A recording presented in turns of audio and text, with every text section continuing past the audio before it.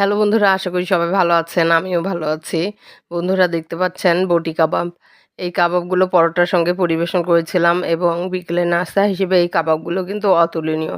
যারা মাংস খেতে পছন্দ করেন এবং কাবাব খেতে পছন্দ করেন তাদের কাছে কিন্তু আমার এই রেসিপিটা ভালো লাগবে। এই বটি কাবাবগুলো পরোটা, পোলাও যেকোনো কিছুর সাথে আপনারা পরিবেশন করতে পারবেন। দারুণ সুস্বাদু এই বটি কাবাবের রেসিপি কিন্তু অনেক সহজ। চলুন তাহলে দেখে নেই কীভাবে করে বাড়িতে আমি দারুণ সুস্বাদু এই বটি কাবাব এবং পরোটা তৈরি করেছি। এই বটি কাবাব তৈরি করার জন্য প্রথমেই লাগছে মাংস। আমি এখানে হাফ কেজি মাংস নিয়েছি। এই মাংস খুব সুন্দর করে ধুয়ে পানি ঝরিয়ে পরিষ্কার করে নিয়েছি। এই মাংস এবার ছোট ছোট টুকরো করে কেটে নেব।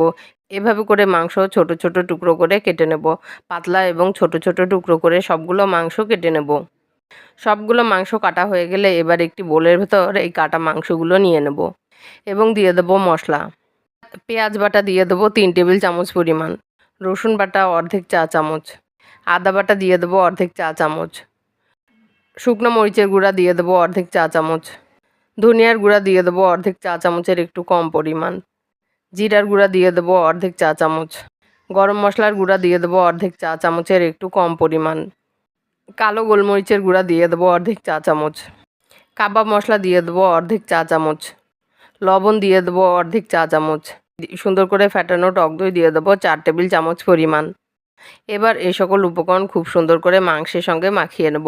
খুব ভালো করে মাখিয়ে নিয়ে এই মাংস আমরা 1 ঘন্টা ম্যারিনেট করে রেখে দেবো। এবার একটি বোল নিয়ে নেব এবং বোলের ভেতর পরোটা তৈরি সকল উপকরণ নিয়ে নেব। ময়দা নিয়ে নেব 1.5 কাপ পরিমাণ, লবণ দিয়ে দেবো অর্ধেক চা চামচের একটু কম পরিমাণ, চিনি দিয়ে দেবো অর্ধেক চা চামচ পরিমাণ, 4 টেবিল চামচ পরিমাণ রান্নার সয়াবিন তেল দিয়ে দেবো। এবার এ সকল উপকরণ খুব সুন্দর করে একটু মাখিয়ে নেব। খুব ভালো করে মাখিয়ে নিয়ে নর্মাল টেম্পারেচারে পানি নিয়ে নেব এবং এই পানি অল্প অল্প করে দিয়ে খুব সুন্দর করে পরোটার ডো তৈরি করতে থাকবো। এভাবে করে সুন্দর করে দোলের মধ্যে মাখিয়ে সফট একটি পরোটার ডো তৈরি করে নিয়ে এই ডো 15 মিনিটের জন্য রেস্টে রেখে দেবো। 1 ঘন্টা পর আমাদের সুন্দর করে ম্যারিনেট করে রাখা মাংস নিয়ে নেব এবং এই মাংস প্রেশার কুকারের ভেতর দিয়ে দেব। এই মাংসের বোলটা ধুয়ে হাফ কাপ পরিমাণ পানি এই মাংসের ভেতর দিয়ে দেব। এবার ঢাকনা লাগিয়ে এই মাংস খুব সুন্দর করে প্রেশার কুকারে 4 থেকে 5 সিটি তুলে নেব। যেহেতু মাংস ছোট করে কাটা হয়েছে এবং টক দই দিয়ে ম্যারিনেট করে রাখা হয়েছিল, তাই মাংস কিন্তু সহজেই সিদ্ধ হয়ে যাবে। এভাবে করে 4-5 সিটি তুলে নিয়ে প্রেশার কুকার ঠান্ডা হওয়ার জন্য ছেড়ে দেব। এই সময়ের মধ্যে আমরা পরোটা তৈরি করে পরোটা ভেজে নেব। এই সময়ের মধ্যে আমরা আমাদের রেস্টে রাখা ডো নিয়ে নেব এবং এই ডো সুন্দর করে দোলের মধ্যে সারফেসে নিয়ে শুকনো ময়দা দিয়ে বড় একটি পাতলা রুটি বেলে নেব। এই রুটির ওপরে 4 টেবিল চামচ পরিমাণ রান্নার সয়াবিন তেল দিয়ে দেবো এবং দিয়ে দেবো 2 টেবিল চামচ পরিমাণ ময়দা। এই তেল এবং ময়দা রুটির উপরের অংশে খুব সুন্দর করে মাখিয়ে নেব। এবার এক পাশ থেকে এভাবে করে ভাঁজ করে নেব। এভাবে করে সমস্ত রুটি সুন্দর করে ভাঁজ করে নিয়ে লম্বা করে টেনে নেব।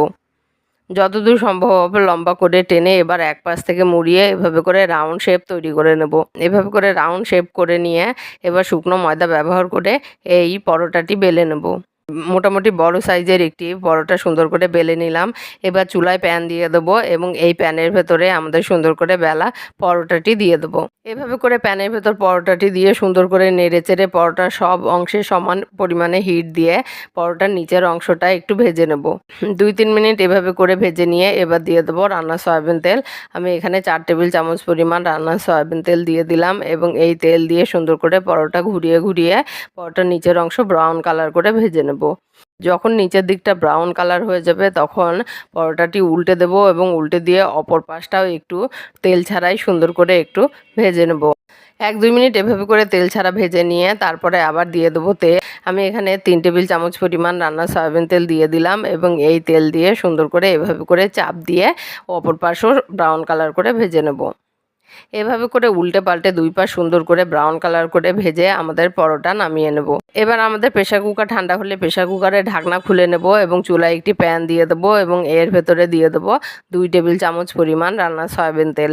এই তেল গরম হলে এর ভেতরে বাটারের কিউব দিয়ে দেবো। বাটারের প্রায় ছোট সাইজের 3টা কিউব দিয়ে দিলাম এবং এই কিউবগুলো সুন্দর করে গলিয়ে নেব। বাটার খুব সুন্দর করে গলে গেলে এর ভেতরে আমরা সুন্দর করে কুক হওয়া কাবাবগুলো ঢেলে দেব। কাবাব বাটারের ভেতর দিয়ে সুন্দর করে নেড়েচেড়ে কাবাবের ভেতরে যে অতিরিক্ত পানি রয়েছে সেই পানি কিন্তু শুকিয়ে নেব। কাবাবের পানি খুব সুন্দর করে শুকিয়ে কাবাবগুলো নেড়েচেড়ে ভালো করে ভেজে নিলে আমাদের কিন্তু কাবাব রেডি হয়ে যাবে। এবার একটি পরিবেশন পাত্রের ভেতর পরোটা রেখে মাঝের অংশে এই কুক করা কাবাব দিয়ে উপরে কুচানো কাঁচা পেঁয়াজ এবং ধনিয়া পাতা ছিটিয়ে দেবো। এভাবে করে সুন্দর করে একটু গুছিয়ে পরিবেশন করব আমাদের দারুণ সুস্বাদু বটি কাবাব। আশা করি রেসিপিটি আপনাদের ভালো লেগেছে। ভালো লাগলে অবশ্যই বাসায় ট্রাই করবেন এবং কেমন হলো তা কমেন্ট করে জানাবেন। ধন্যবাদ।